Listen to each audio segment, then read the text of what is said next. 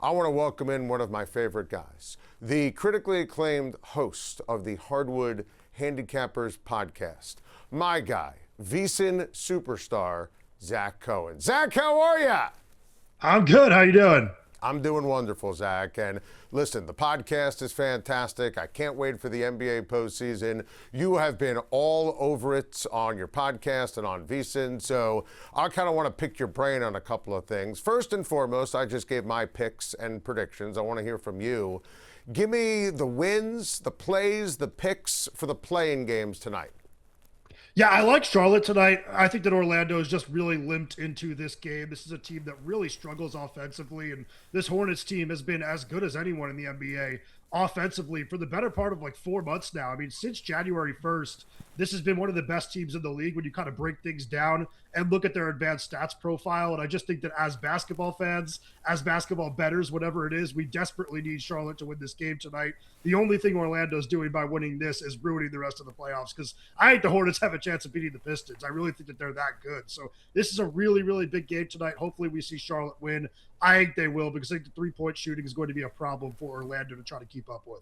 Yeah, by the way, I'm with you on literally everything that you just said on Charlotte. I think they win. I think they cover. I like the over for Concanipo for threes made tonight. I think they can compete with Detroit. I want to see them personally, selfishly, for a fun quotient. I'm obsessed with them. I'm with you completely. Now, I will bet that tonight. I'm not going to bet the Suns and the Warriors, to be honest with you. I don't have a strong feel. I'm personally rooting for Golden State because I want to see it. What are you looking for with the Warriors and the Suns tonight? Yeah, I'm with you. I don't have a side in this game. Everything kind of says Phoenix when you look at the numbers. Yep. I mean, if you look at adjusted offensive rating, adjusted defensive rating, the Suns have been a better team than the Warriors. And also, Phoenix is third in the NBA in turnover rate on defense. They can really turn you over and cause chaos defensively.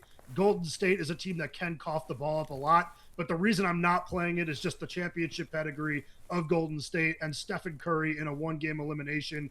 It's too scary to go against it. I could see them finding a way to steal the game late, especially with Phoenix having struggled a little bit when looking at half-court offense over the last couple of months. But the one play I do have tonight is Guy Santos over 20.5 points, rebounds, and assists at minus 108. This is a guy that's just been tearing it up over the last 19 games, pretty easily going over this mark. And he did have a big game in the play-in game the other night. He had a big game the last time he faced the Suns. I just think that he's going to fill up the stat sheet this evening.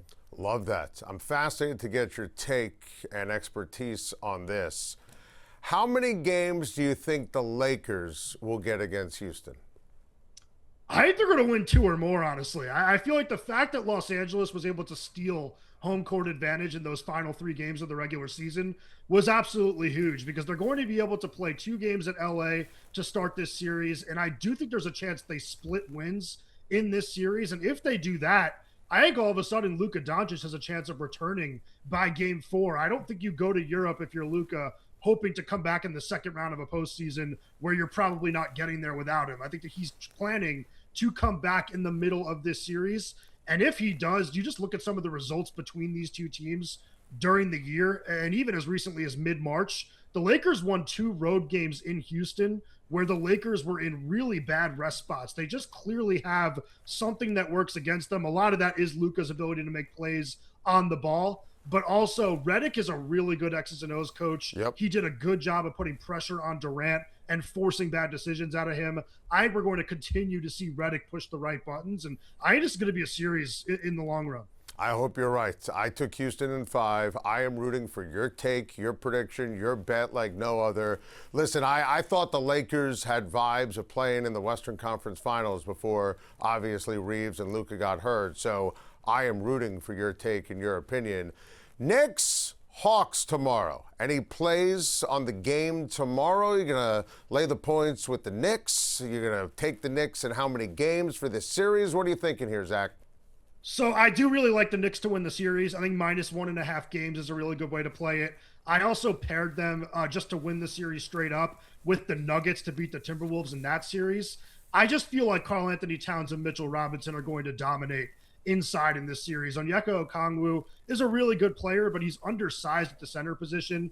And we also just learned that Jock Landale is going to be out for 2 weeks for the Hawks. I just don't know that this team has the size they need in the paint to beat this Knicks team. And I also just trust Jalen Brunson as a late game closer against the Hawks team that I don't really think has that. I think CJ McCollum's going to be the guy for them late in games, but he's not the same player he once was offensively. So I just feel like New York has too many advantages throughout the series. And as far as game one goes, I did take Josh Hart over 6.5 rebounds at minus 128. If you look back to last year's playoff run, Hart's rebounding numbers were absolutely insane. He averaged 8.7 against the Pistons, 8.3 against the Celtics, and 9.3 against the Pacers. So going up against a pretty small Hawks team, I think he's going to make an impact on the glass. All right, I'm going to hit you with a few other series that I just gave to the audience. I want you to react to what stands out.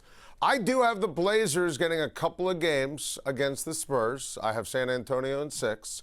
I have the Sixers getting a couple of games going up against Boston. I have Boston in 6.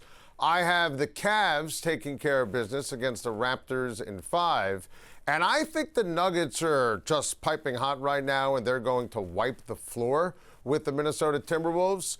Zach, your reaction? I agree with most of those. I mean, I think that the one that I like the most is Cavs in 5. I think that the Raptors are completely overmatched in that series. You just kind of look at some of the things Toronto likes to do offensively, and they're a team that shoots a ton of shots in the mid-range. They shoot a lot of shots at the rim, and I just feel like it's not going to work out well for them against a team with Evan Mobley and Jared Allen around the basket. It's going to be very difficult to score in the paint. I think that they're lacking firepower in the backcourt. You also come into the series with Emmanuel quickly dealing with a few injuries. So if he's not 100% and he doesn't absolutely, take off in this series, you're talking about Donovan Mitchell and James Harden completely dominating from the outside. So I think that that's one that ends up being pretty quick. I'm also with you, or at least closer to being with you than against you on the other two series. I like the over 4.5 games in the Blazers-Spurs series. It's a little bit juicy, but I do think Portland wins at least one. I mean, this has been the best defensive team in basketball over the last 15 games. They've been great. And the other series as well, I think that the Nuggets take care of business. Maybe it's a little bit longer. I mean, I do think Minnesota is the best of the lower-seeded teams in the entire postseason. But I do think that Denver, we kind of look at this matchup and we say, Nikola Jokic struggles with Minnesota because of what we saw 2 years ago. But he absolutely killed them in the regular season this year. And I think this team's a little bit too talented, a little too well coached to lose to the Timberwolves. Who are you picking? Who are you betting to win the East and the West? Yeah, so I have plays on both the Cavaliers and the Nuggets, and I'm going to stick with those picks. I think Denver is right there with OKC. They do have a tougher path. They're going to have to potentially go through the Spurs in the second round and then beat OKC. But I do think Denver's offense is just special, and I think defensively they're a little bit better than what we saw over the course of the season.